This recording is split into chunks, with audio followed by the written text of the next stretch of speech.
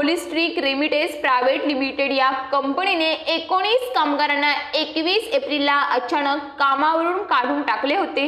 त्या दिवसापासून हे प्रकरण कामगार उपायुक्त पालघर यांच्याकडे सुरू होते।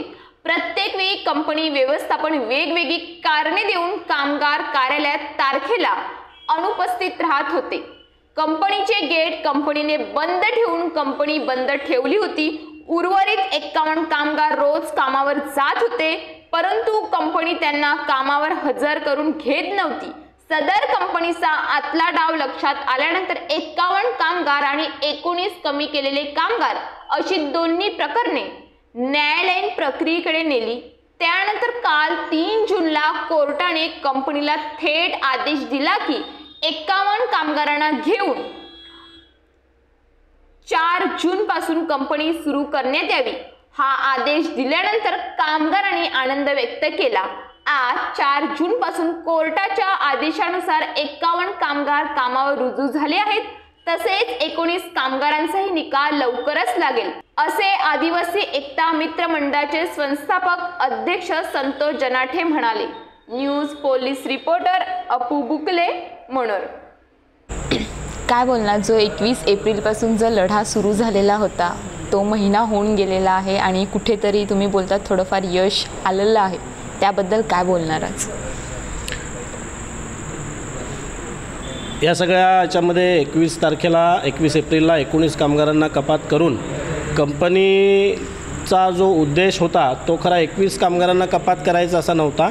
तर 21 बरोबर जे 51 कामगार राहतात त्यांचंही कपात करायचं आणि कंपनी बंद करायची, अशा पद्धतीचं काही दिवसानंतर त्यांच्या मागचा कुटील डाव जो कंपनीचा होता तो आमच्या सगळ्यांच्या लक्षात आला होता आणि कंपनी बंद त्यांना करायची आहे याच्यासाठी त्यांनी कामगार आयुक्तांकडे फक्त एकदा हजेरी लावली कंपनीच्या प्रबंध संचालकांनी। त्यानंतर कुठल्याही तारखेला ते आले नाहीत, वेगवेगळी कारणं देत गेली आणि कधीही त्यांनी असं आंदोलन चालू असताना असं सांगितलं नाही की अरे 19 कामगारांचं आपण पाहूया पण आम्हाला कंपनी चालू करून द्या, अशी कधीही रिक्वेस्ट त्यांनी आमच्याकडे केली नाही, बाकी प्रशासनांच्या कुठल्याही यंत्रणेकडे केली नाही।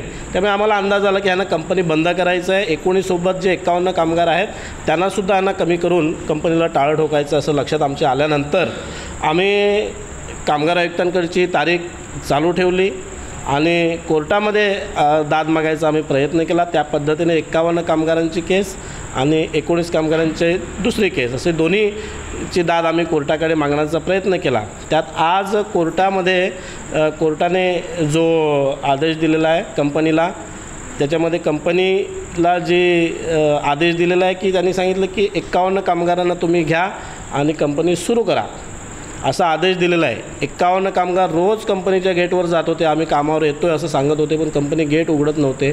आज कोर्टाच्या आदेशानुसार उद्या कंपनीचं गेट उघडून 51 कामगारांना काम द्यावं लागेल।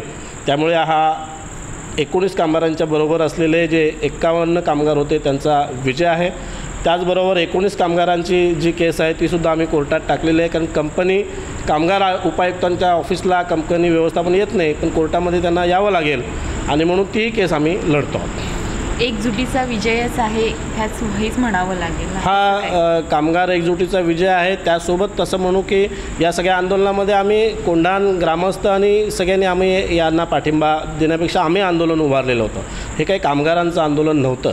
कंपनी वेळोवेळी असं म्हणत गेली की हे कामगारांचं आंदोलन आहे, हे कामगारांचं आंदोलन आहे, पण आम्ही म्हणत होतो हे कामगारांचं आंदोलन नाही, कामगारांसाठी आमचं आंदोलन आहे। म्हणून इथे आमच्या सरपंच मॅडम आहेत, सदस्य आहेत, हे गावातले ग्रामस्थ आम्ही सगळेजण या कामगारांच्या पाठीशी उभे होतो आणि कंपनीचा जो कुटील डाव होता कंपनी बंद करायचा तो आज कोर्टाच्या आदेशामुळे असं एक लक्षात आलं की कंपनी त्यांना सुरू करावी लागते आणि 51 कामगारांना त्यांना कामावर घ्यावं लागतं आहे। उर्वरित 19 कामगारांनासुद्धा भविष्यामध्ये जेव्हा निकाल लागेल लवकरच लागेल, कारण आजचा स्पीड आम्ही जो निकालाचा पाहिला, आज एकच दिवसात एक चांगला निकाल लागला, तर पुढचासुद्धा 19 जणांचा निकालच काही दिवसात येईल असं आम्हाला वाटते आणि त्या दृष्टीने सुद्धा आम्ही विजयाच्या वाटचालीकडे जाऊ असं वाटतं।